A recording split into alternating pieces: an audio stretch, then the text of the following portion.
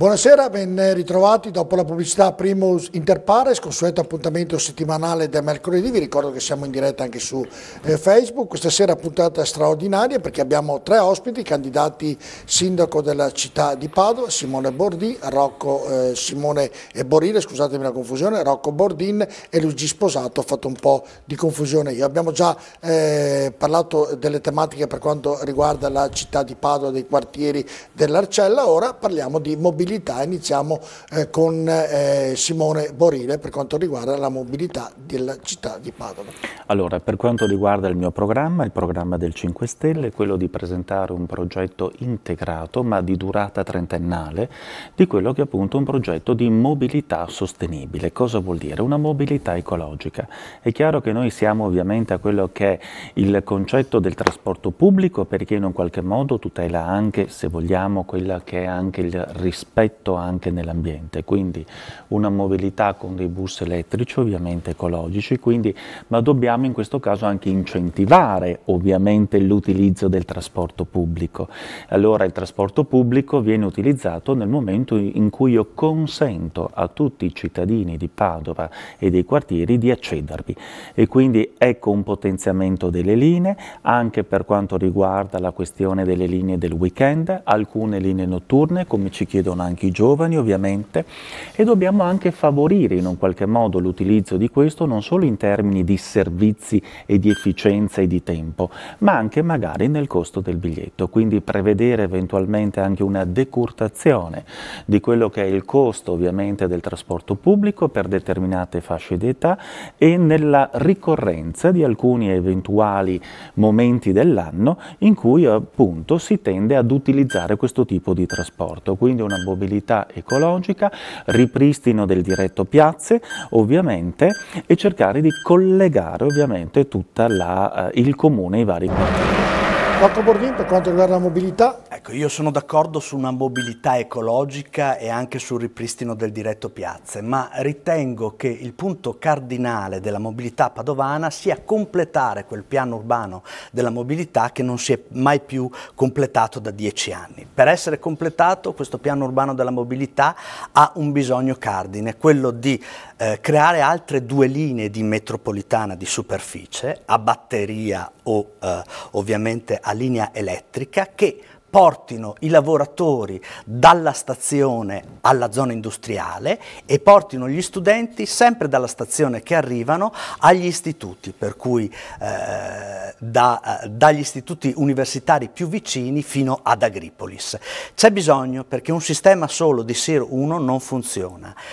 Il governo tolse il finanziamento di 60 milioni di euro per le altre 2 linee di SIR perché l'amministrazione Bitonci nei suoi primi 6 mesi non dimostrò di essere in grado di mettere giù i cantieri, per cui venne dedicato a Milano quella cifra. Ora noi dobbiamo ritrovare quella cifra per avere 2 linee di tram di superficie elettrico o a batteria che coprano quello che deve essere un trasporto pubblico in cui chi arriva da fuori o chi arriva da dentro mette nel parcheggio scambiatore l'auto e attraverso il tram o i bus senza inquinamento raggiunge le zone della città. Questo è l'unico modo per avere una mobilità che sia esente da problemi. Luigi Sposato, mobilità a Padova? Allora, mobilità. Chi lavora in zona industriale e fa i turni non sa come tornare a casa. Spesso i giovani e anche i meno giovani dopo un certo orario non riescono a tornare a casa oppure devono aspettare i mezzi pubblici per tanto tempo. È un dato di fatto, un problema che c'è. Come lo possiamo risolvere? Nelle mie 21 azioni, una prevede l'integrazione oltre ai bus pubblici anche i bus privati. Questo nell'ottica di dare un servizio migliore al cittadino. Bus elettrici, accompagnati per esempio anche da taxi elettrici che fanno magari a tappe a fermate. So che non si può fare la linea, ma si possono fare delle tappe, fanno salire e scendere i vari passeggeri.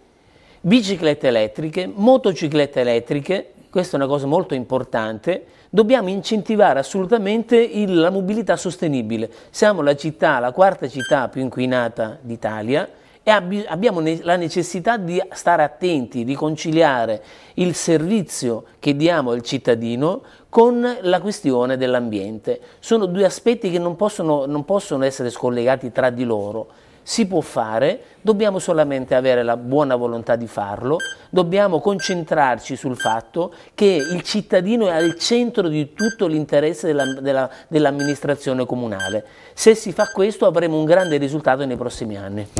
Bene, adesso oltre alla mobilità ci agganciamo con la viabilità. Nella viabilità il tempo è poco, però cercate magari di essere sintetici, perché comprende ovviamente le piste ciclabili e comprende anche i collegamenti con i quartieri o quantomeno i paesi vicini al centro di Padova. Cosa intendete fare, Simone Borile? Allora, innanzitutto, proprio per la nostra particolare attenzione a quello che è il rispetto dell'ambiente e all'aria, ricordiamo che Padova è una delle città, se vogliamo, anche più inquinate d'Italia. È chiaro che noi siamo sicuramente per quello che è l'utilizzo e il potenziamento delle piste ciclabili, però io aggiungerei una parola chiave, soprattutto protette ed evidenziate, perché se noi andiamo a vedere molto spesso nelle piste ciclabili ci troviamo molto spesso anche delle auto parcheggiate in mezzo lì che non consentono lo scorrimento. Non solo, è chiaro che ci sono alcuni punti della città che sono francamente anche intasati dal traffico. Ci sono alcune zone della città come via Gattamelata, per esempio, che è una continua ovviamente densità di traffico che non consente uno smaltimento, quindi lì c'è un intervento da fare, eventualmente con un cambio eventualmente anche di senso direzionale. Parliamo anche dei viadotti della città, le tangenziali, che hanno deturpato orrendamente quello che è l'ingresso anche, no, da parte dei cittadini ovviamente in quello che è l'ingresso delle città, delle porte della città. Non ultimo, appunto, ripristinare i diretti piazze, che sono stati, lo ricordo ancora una volta, cancellati proprio, e questo lo richiedono non solamente i quartieri, ma lo richiedono a gran voce anche il centro, che si è proprio visto mancare gente per poter in un qualche modo vivere anche quello che è l'offerta del centro. Quindi collegare anche con dei percorsi notturni. Rocco Bordin, viabilità, piste ciclabili e collegamento con i paesi vicini a Padova. Noi abbiamo l'obiettivo di ottimizzare la viabilità e la sosta. La nostra città ha bisogno certo di piste alternative, di piste ciclabili che siano protette e che non fungano da parcheggio come succede oggi a Ponte di Brenta o altre zone periferiche, ma che siano ben individuate anche culturalmente come piste per i cicli con la famiglia, ma anche per andare a lavorare, perché nelle città moderne si va a lavorare anche in bicicletta. Oggi nella nostra città non è possibile perché non abbiamo ancora questo sistema di mobilità pubblica che funziona, e non abbiamo ancora soprattutto dei sistemi di sosta, cioè i famosi parcheggi, che riescano a dare il cambio sia nei grossi percorsi, per cui a lato del Siruno, i famosi parcheggi scambiatori, sia nelle piccole radiali interne che dovrebbero essere serviti da bus ecologici e che dovrebbero avere quelle unità di parcheggio che servono poi al cittadino per lasciare anche internamente la macchina e poter girare internamente la città attraverso i bus. Ultima cosa che può essere interessante, perché non ripristinare il sistema ferroviario metropolitano regionale? Guardate che siamo una città estremamente vicina alla linee ferroviarie, si potrebbero creare delle nuove formate come a San Bellino, a Mortise, a Chiesa Nuova, alla Mandria e a Montà, e noi rimetteremmo attraverso il treno in collegamento interno la città attraverso la sua vicinanza alla rete ferroviaria. Piste ciclabili e ovviamente collegamenti con i paesi limitrofi. Sì, cioè io credo che sia miope credere e ragionare su una città Padova e basta. Ormai abbiamo una città metropolitana, abbiamo tutti i comuni limitrofi che sono tutti collegati con la città. È difficile a volte distinguere dove inizia e dove finisce la città di Padova. Quindi noi dobbiamo pensare assolutamente a un sistema di viabilità che tenga conto a livello sistemico dei paesi vicini, anche dei paesi vicini. Abbiamo la necessità di migliorare, completare le piste ciclabili di cui si parlava, perché in alcuni tratti non solo sono poco evidenziate, ma addirittura mancano. Sono pericolose in alcuni tratti, spesso capitano degli incidenti. C'è la necessità di ripristinare, io già 3 mesi fa ho detto di ripristinare il Pollicino, il cosiddetto diretto piazza, in modo da consentire un accesso al centro, ma anche un accesso per esempio all'ospedale. L'ospedale oggi è privo di parcheggi, vi è la necessità di trovare una soluzione. In attesa di sapere sul nuovo ospedale si può ipotizzare un parcheggio scambiatore, per esempio anche all'attuale Euganeo, fare in modo che ci sia poi un diretto che vada e viene con tempi precisi, perché, che porti in ospedale, perché il cittadino prende volentieri i mezzi pubblici, così come avviene quando si va in altre parti delle città del mondo, però ha bisogno di avere la certezza dei tempi, della certezza del comfort e la certezza che il prezzo sia adeguato. In questo senso anche per gli studenti io penso a un prezzo agevolato per chi viene da fuori città all'università in città. Ecco, l'Italia è un paese che sta diventando sempre più povero. Gli ultimi dati dicono che 10 milioni su 60 sono vicini alla soglia della povertà e ovviamente anche a Padova ci sono parecchi abitanti che sono in situazioni davvero molto precarie. Come intendete intervenire, Simone Borile? Allora, la domanda sul sociale è molto delicata.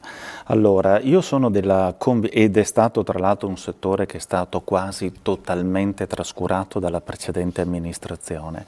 Io sono convinto, per esempio, che invece di investire 10 milioni di euro sul nuovo stadio, potrebbero essere investiti, per esempio, nel sociale.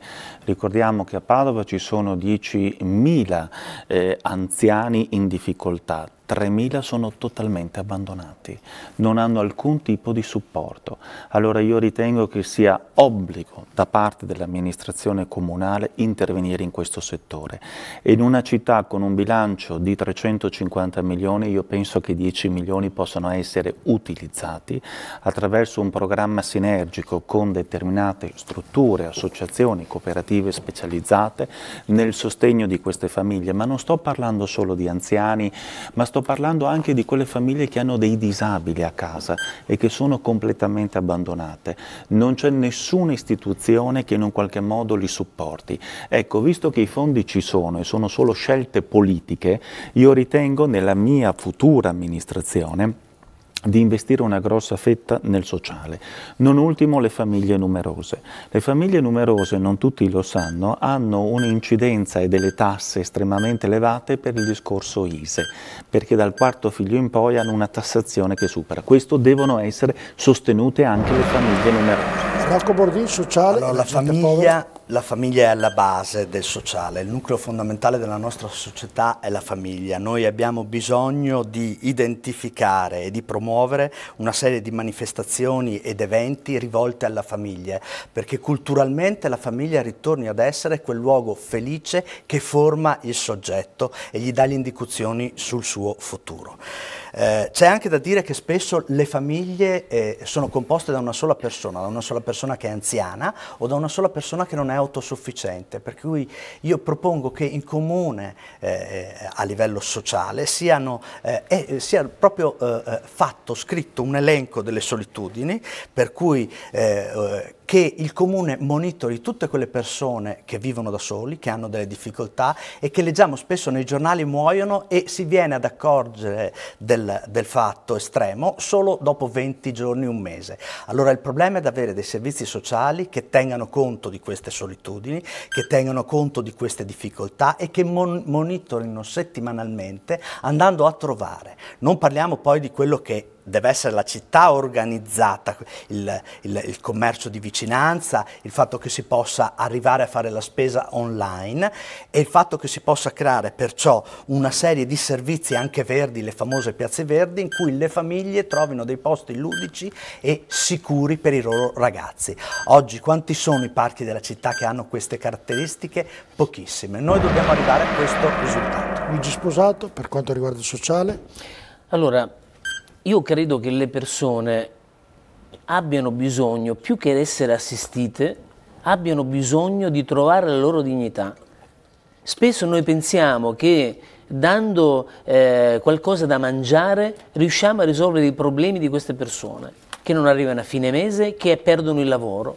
L'unico modo per dare dignità alle persone e quindi aiutare le persone che stanno meno bene è quello di creare occupazione, di dargli la possibilità di poter lavorare. di dare la possibilità a soggetti terzi di potersi prendere cura di queste persone che per esempio sono a casa, anziani, disabili che non sanno come muoversi. Una delle mie 21 azioni riguarda una task force di giovani che vadano a casa di questi anziani, di questi disabili che non possono muoversi, per aiutarli per le pratiche amministrative. Devo rifare la patente, devo andare a fare un certificato, non posso muovermi perché sono anziano, non ce la faccio, ho qualche giovane che viene da me, mi aiuta e mi risolve questo problema. Abbiamo bisogno di creare lavoro. Le persone chiedono per strada sicurezza. Io credo che la cosa più difficile sia da risolvere la viabilità / mobilità, ma quello che sarà il mio cavallo di battaglia, il mio approccio all'amministrazione nel prossimo quinquennio, se sarò eletto, è quello di creare posti di lavoro. Se c'è lavoro c'è benessere per tutti, se manca lavoro manca la dignità. Bene, scusate, anticipa già le tematiche e le domande che devo fare ora, e la domanda riguarda il lavoro dei giovani, se e come intendete lavorarci sopra per dar più lavoro ai giovani che davvero sono in una situazione molto molto difficile. Simone Borile. Il 40% dei nostri giovani in Italia non lavora. A Padova i dati sono del 30%, ma è sempre un dato assolutamente preoccupante. Per quanto mi riguarda, incentivare le attività produttive, creare i famosi distretti produttivi, perché ricordiamo che ogni quartiere a Padova ha una sua peculiarità, ha una sua storia, ha un suo mercato, ha una sua economia. E il distretto produttivo ci permette in un qualche modo di leggere con attenzione le esigenze di quella particolare geografia economica e di portare eventualmente delle istanze. Primo fra tutti direi di rivedere la tassa sui rifiuti, molto spesso è molto più alta rispetto alla locazione che paga un'attività commerciale. Per quanto riguarda un centro servizi che manca totalmente a Padova, è inconcepibile che non ci sia un centro servizi che possa in un qualche modo fungere anche da centro per un orientamento anche economico, produttivo della città. Combattere l'abusivismo. Assolutamente, io mi sto riferendo al centro ingrosso Cina, ecco, il triangolo d'oro del mercato cinese, ecco, 2000 unità commerciali lì che molto spesso vengono sanzionate, IVA non versata, prodotti made in Italy che non lo sono, e trovo preoccupante il lassismo di quelle istituzioni politiche che non sono ancora intervenute. Se fosse successo ad un nostro commerciante avrebbero già ritirato la licenza, questo non può accadere. Rocco Bordi, per quanto riguarda il lavoro per i giovani. Certo, noi abbiamo una città che non offre lavoro, e non offre lavoro perché le imprese, i commercianti, tutti coloro che possono catalizzare fonte di lavoro chiudono i battenti. Allora il problema della nostra città è diventare attraente per quelle imprese, per quel commercio, eccetera, che ha bisogno di riempire il centro storico, che ha bisogno di riempire le periferie e che ha bisogno di riempire ad esempio la fiera.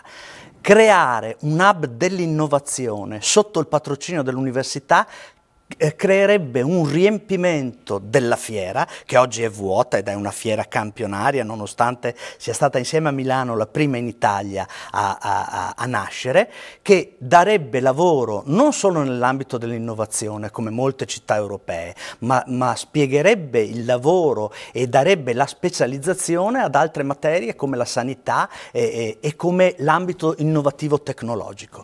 Per cui noi dobbiamo creare le condizioni di mobilità e traffico perché le imprese arrivino, riempiano la zona industriale, riempiano la fiera. B, dobbiamo avere un protocollo d'accordo con l'università che crei un hub di innovazione che poi a cascata crei una serie di lavori connessi nell'ambito dell'innovazione. Questo è importante perché questo va soprattutto a dare lavoro ai giovani che sono diciamo i primi ad essere coinvolti nelle nuove tecnologie, in internet e tutto quello che ha a che fare con queste nuove tecnologie. Scusate, per quanto riguarda il lavoro, visto che c'è carenza e per i giovani? Sì, poi peraltro io lo vivo quotidianamente. Allora il punto è, dobbiamo creare un territorio attraente, attrattivo. La flat tax, che nelle disposizioni ultime delle leggi di stabilità consente a aziende straniere di poter investire nel nostro territorio con una tassazione agevolata, creerebbe già centinaia di posti di lavoro. Altra cosa, andare nei negozi chiusi e parlare con la proprietà e dire: poi 500 euro per l'affitto, affittalo a un giovane per 200, 300 euro ti sgravo l'ICI, ti tolgo la tassa, ti abbasso la tassa sui rifiuti. Altra modalità, altra azione. Fondi europei, utilizziamo al minimo i fondi europei. Dobbiamo creare degli incubatori di impresa per i giovani, dobbiamo far manifestare i talenti ai nostri giovani. Una delle motivazioni per le quali io sono sceso in campo è questa, è perché dobbiamo dare una speranza ai nostri figli. Spesso diciamo che i nostri giovani non hanno voglia di lavorare, non è vero, non gli diamo noi la possibilità di poter lavorare, di manifestare i propri talenti, diamogli delle opportunità, abbiamo delle risorse straordinarie che hanno solo bisogno di essere accese, incoraggiate. Ecco, quindi il lavoro è la madre di tutte le battaglie, dobbiamo assolutamente concentrarci sui giovani ma anche sui meno giovani, su coloro cinquantenni che hanno perso il posto di lavoro e che fanno fatica a reinserirsi. Ecco, nelle mie 21 azioni molto riguarderà il lavoro. Bene, nell'Europa ci sono molte città che vivono oramai esclusivamente di turismo, prendo Praga, prendo Amsterdam, dove non c'è proprio più un lavoro, ma la loro vita, il loro guadagno, il loro investimento nei giovani per quanto riguarda il lavoro è il turismo. Padova è una città straordinaria sotto questo punto di vista, che magari non è sfruttata come dovrebbe essere anche per dar lavoro ai giovani. Ecco, come intendete lavorare per quanto riguarda il turismo a Padova, visto le belle cose che ci sono, dal Prato della Valle, Scrovegni, delle piazze straordinarie, insomma Sant'Antonio e tant'altro che c'è. Simone Borile. Allora, io ritengo che le proposte culturali che sono state avviate dalla precedente amministrazione siano state pochissime ed imbarazzanti. Una mostra basata su dinosauri di plastica non può sicuramente anche riaccendere quello che è l'interesse culturale per una città che ha moltissimo. Quindi al via subito grandi eventi culturali, perché no, fare anche delle mostre, anche dei musei di arte contemporanea e moderna. Ricordiamo una tutela e una valorizzazione del turismo religioso, sono 4 milioni i pellegrini all'anno che entrano ovviamente nella città del Santo. Non ultimo un centro servizi del turismo che manca, e questo è imbarazzante non averlo sicuramente. Non ultimo riscoprire tutti quei luoghi che non sono conosciuti ai padovani. Noi abbiamo una Padova fluviale, una Padova delle mura per esempio che non è stata riscoperta, allora perché non insediare lì anche eventualmente degli eventi culturali, ma non un evento all'anno, ma cercare di creare una struttura che permanga a prescindere dal colore dell'amministrazione. Non ultimo dobbiamo incentivare e dialogare con le associazioni culturali che possono essere promotori anche nei quartieri ovviamente di altre iniziative, così come possiamo per esempio anche, che ne so, avviare delle convenzioni per dei luoghi di teatro per esempio che appartengono ai privati e che possono essere riaperti, vedi per esempio l'Altino o vedi il Mignon per esempio, ma ne abbiamo anche molti altri. Rocco Bordin, per quanto riguarda il turismo? Il nostro turismo è a caratteristica culturale, per cui noi oltre al Giotto, ai Carraresi, noi possiamo rimettere in piedi una fila di musei che ospitino le grandi mostre e che non si basino solo sulla vita diciamo di Padova e la storia di Padova, ma che riprendano tutto quello che è un patrimonio italiano ed estero che deve avere risalto in una città importante come Padova, per cui l'idea è quella di riportare le grandi mostre anche importanti dell'Italia, importanti e straniere importanti. Quello che manca nella nostra città però è una cabina di regia rispetto a tutti questi eventi. Io penso alle tante associazioni che si occupano di questo e vedo che non c'è una calendarizzazione comune di queste cose. Noi sprecheremo meno tempo, faremo meno concorrenza fra associazioni, metteremo il comune in condizione di essere, diciamo, da spirito guida di quella che è una serie di eventi che nella nostra città avvengono senza una cabina di regia che individui il luogo adatto, individui il periodo giusto. Ecco, io credo che coinvolgendo l'università in questa cabina di regia e attraverso il portale di Padovanet noi riusciremo a risolvere il problema di una programmazione che merita sì di mettere in lustro Padova, ma soprattutto i grandi eventi internazionali, per cui fare cultura, che è il turismo. Turismo, sposato? Ecco, abbiamo una città straordinaria, abbiamo delle bellezze straordinarie, abbiamo bisogno di valorizzarle. Turismo culturale, turismo religioso, turismo enogastronomico devono diventare delle priorità. Abbiamo dei luoghi che anche a Padova non sono conosciute, abbiamo il Museo della Medicina per esempio, abbiamo il gabinetto di lettura, abbiamo 11 chilometri di mura cittadine, abbiamo il planetario, abbiamo i bastioni, abbiamo delle bellezze che hanno bisogno di essere inserite in un quadro programmatico, un itinerario culturale da promuovere, perché bisogna che promuoviamo le nostre bellezze fuori città, in Italia e all'estero. Una delle mie 21 azioni riguarda l'adozione dei monumenti da parte di aziende private. Sostanzialmente un'azienda adotta un monumento, lo scannerizza tridimensionalmente, gli restano dei dati per vedere anche l'evoluzione del monumento alla proprietà, viene promossa nel mondo con il marchio dell'azienda. Con un click l'azienda può anche guadagnarci e così diamo lavoro anche a coloro che si laureano e che devono andare all'estero per trovare occupazione, mentre abbiamo dei beni culturali straordinari. Dobbiamo lavorare, ma non solo nel periodo primavera-estate. Adesso si lavora anche col turismo solo in queste stagioni, bisogna lavorare anche nelle stagioni invernali. Questa è una scommessa, la si può raggiungere con grandi eventi e con una grande capacità sistemica. La grande tematica è quella dell'immigrazione che comprende oramai tutta l'Europa e anche Padova. Come intendete lavorarci sopra, Simone Borile? Il sindaco deve assumersi direttamente la gestione dei migranti, assolutamente, quindi non può delegare alle autorità prefettizie quella che è la collocazione o la gestione dei migranti, quindi per quanto mi riguarda Padova entrerà nello SPRAR sicuramente, quindi in questo progetto attraverso il quale il sindaco si fa portavoce e garante di quella che è la gestione, una gestione di accoglienza diffusa, io direi anche intelligente. Perché? Perché attraverso questo tipo di progetto il sindaco delega determinate strutture ovviamente ad intervenire su quella che è la gestione diretta dei migranti che, ricordo nuovamente, giova farlo, vengono diffusamente ovviamente insediati per non creare centri ovviamente ingestibili da un punto di vista numerico, ma soprattutto è importante all'interno di questi centri creare dei percorsi di orientamento civico, culturale, sociale, professionale. Queste persone devono capire che si trovano in Italia, devono capire che li stiamo aiutando, devono capire che qui le donne non girano con il burka assolutamente e io direi anche eventualmente di dare loro, visto che è per obbligo imposta una diaria o comunque un contributo mensile, e utilizzarli anche eventualmente per dei lavori di volontariato o di pubblica utilità. Questo è importante, aiuta loro perché nell'etica per il lavoro chi lavora non delinque. Rocco Bordì, per quanto riguarda l'immigrazione? L'immigrazione è un dato nella nostra città, ma direi in tutta Italia, molto delicato, perché essendo vicini all'Africa noi abbiamo soprattutto quel tipo di immigrazione che viene dal mare.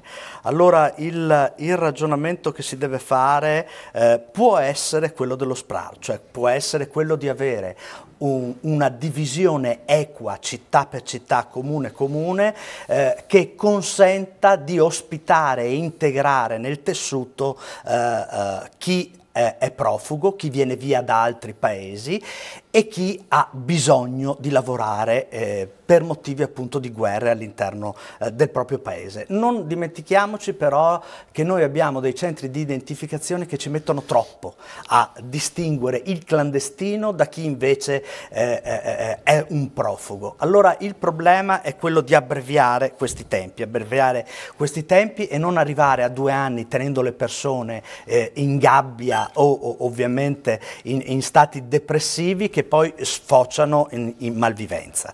Il problema è quello a livello nazionale di consentire di aiutare i comuni identificando prima il clandestino e distinguendolo dal profugo e mettendo il profugo in condizione oggettiva di integrarsi avendo un lavoro e potendo portare la sua famiglia. Questo tipo di immigrazione noi consentiamo, ma non consentiamo la clandestinità che alla fine è frutto di spaccio di droga e di tante di quelle disgrazie che affliggono il nostro territorio. Luigi Spusato, immigrazione? Allora, Padova è la città che ha più immigrati di tutte le province venete. Questo nonostante ci sia stata una ferma opposizione nei confronti dello Stato nazionale. Premetto che io sono contrario, non condivido le politiche nazionali sull'immigrazione e sull'accoglienza, credo che le persone debbano essere aiutate nel loro paese. Pur tuttavia in città un'amministrazione deve governare il problema. Come lo governa? In contatto, in sinergia con la prefettura. Creare un'accoglienza che io chiamo polverizzata. Quando non c'è un piano di accoglienza polverizzato, il prefetto è autorizzato, si sente autorizzato, quando gli viene imposto da Roma, di collocare centinaia di persone in un unico hub, con tutti i problemi che abbiamo visto e che ci sono. Quindi è necessaria un'azione, una mappatura del territorio, un'accoglienza, ribadisco, polverizzata, in modo tale che le persone possano inserirsi meglio, un'attività insieme alle cooperative che gestiscono gli immigrati adeguata.